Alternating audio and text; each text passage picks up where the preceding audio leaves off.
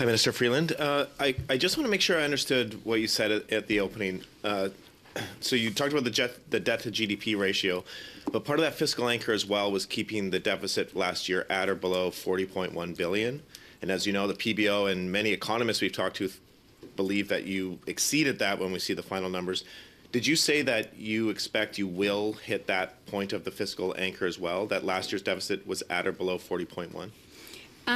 Thank you for the precision in your question, Brian. And I chose my words also precisely.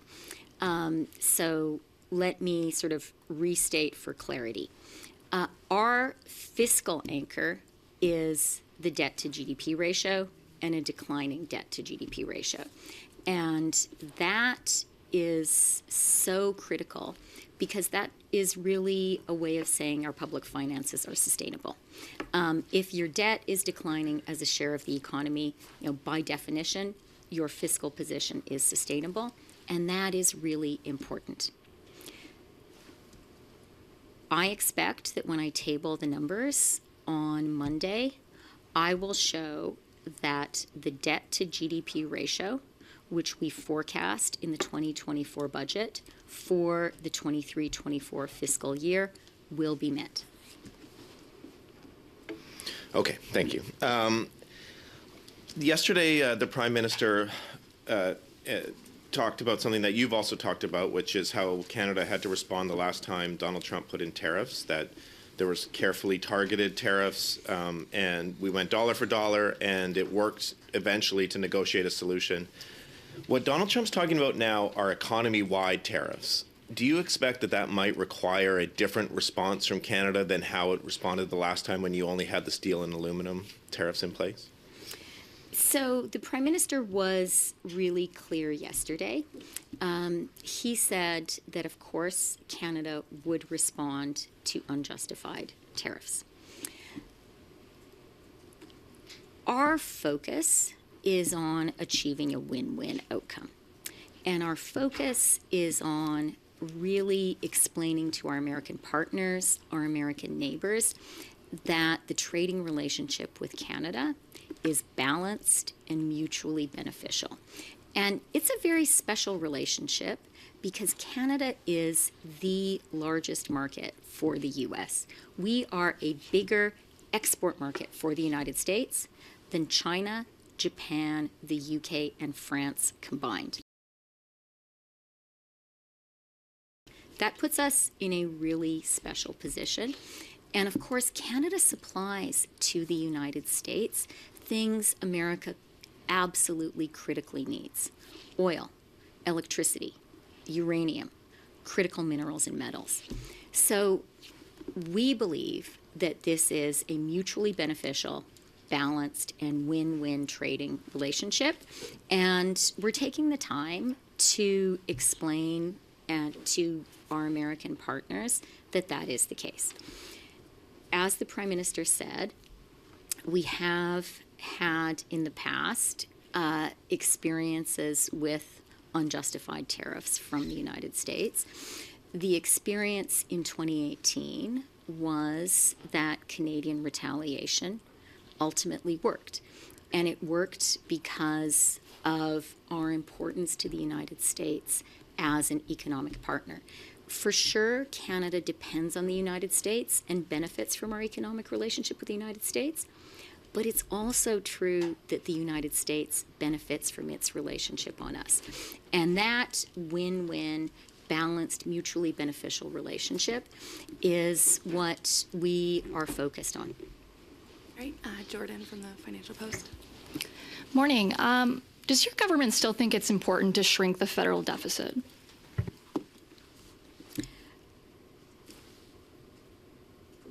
I was careful and precise in my comments about the debt to GDP ratio.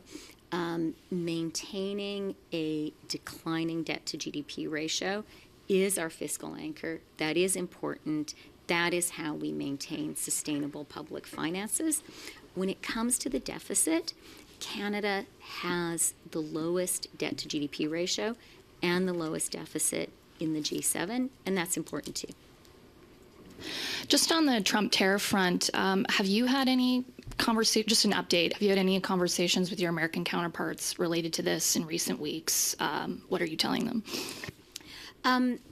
I and ministers and premiers and business leaders and union leaders are talking a lot with our American partners. And I do actually want to take a moment to thank all of the premiers, to thank all of the business leaders, to thank all of the union leaders who are really energetically reaching out to their American partners. I've actually been really delighted by, grateful for, and moved by the energy with which Canadians have responded to this and have been working hard on this. And people have been sending me updates of their meetings, unsolicited updates. My ministerial colleagues have also been out there having many, many conversations. So a lot of work is being done right now. And our message is really transparent and it's clear. It's exactly what I said in response to Brian's question, that we have a balanced, mutually beneficial economic relationship. It is a win-win right now, and it is important. Americans don't wake up in the morning and think about Canada. That's okay. And so this is a good opportunity for us to remind our neighbors that even as we get a lot of benefit as Canadians from our economic relationship with the United States, they benefit from their relationship with us. We are a really big market for them. We are bigger than China, Japan, the UK, and France combined. That is a lot. And we supply to the United States things America critically needs: oil, electricity, uranium, critical minerals. And so that is the case that we're making right now.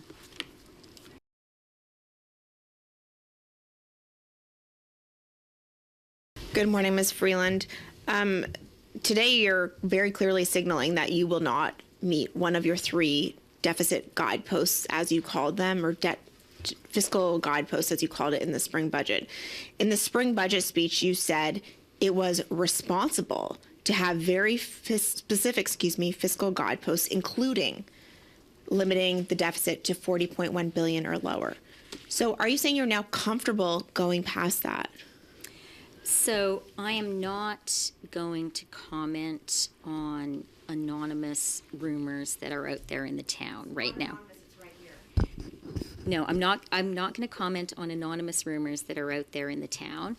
I offered something very clear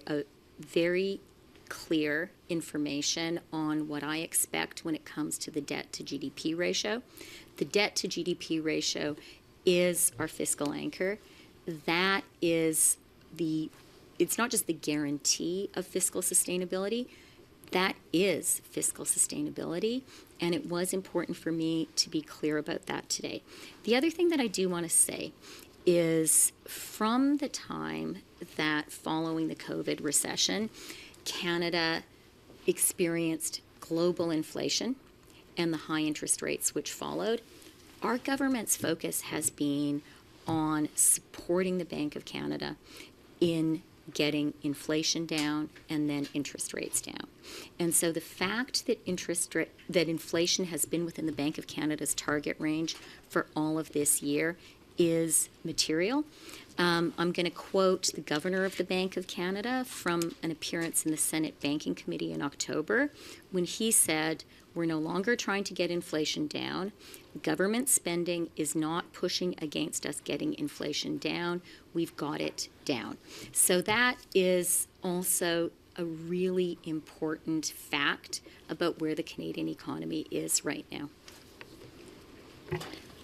Can you explain to Canadians, voters, and the financial markets what it means for the government to set a fiscal target if it is going to continually change them or ignore them when they no longer are sufficient, in your view, or no longer meet your spending needs? What is the point of what you say in April if it changes by November, December?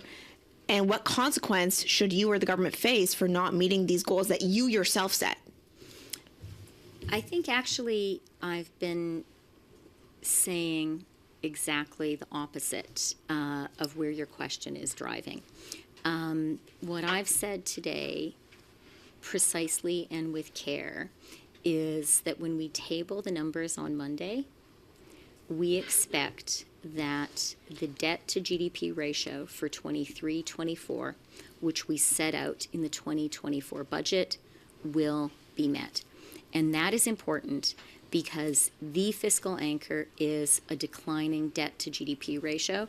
And that is important because a declining debt to GDP ratio means your public finances are fiscally sustainable. All right, we'll go.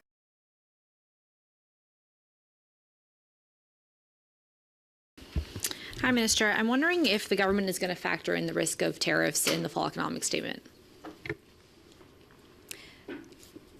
We definitely recognize that we are facing challenges and also opportunities following the U.S. election. I think all Canadians recognize that. We're very focused on that. We're working hard on it. And of course, the fall economic statement will take that into account. Thank you. You're facing pressure, obviously, from economists, business groups, et cetera, on the deficit. You're also facing pressure politically and from Canadians to give help on affordability. As a finance minister, how do you balance both of those things? Just get up in the morning and try to do my job as best I can. And also try to talk to people. My job, Sean's job, it's to serve Canadians. And I think we do our job best when we talk to Canadians, listen to them. Minister, Donald Trump this morning posted that he had a nice dinner with Justin Trudeau from the great state of Canada on Meet the Press this weekend. He also bandied about the same idea that Canada could join the U.S. How do you plan to negotiate with someone who doesn't seem to be taking Canada seriously right now? I am really clear about Canada. I know how lucky I am to be Canadian. I know what a great country we live in. And without, being appropriately Canadian, nice to other countries, I want to say Canada is the greatest country in the world. I'm very clear on that. All of us are very clear on that. Mr. Trump brought this up at the dinner with the Prime Minister. He's now subsequently made references to this 3 times. Do you think he's actually serious about this idea of Canada joining the U.S.? Mackenzie, that is a question really for the president-elect. I'm going to leave it at that.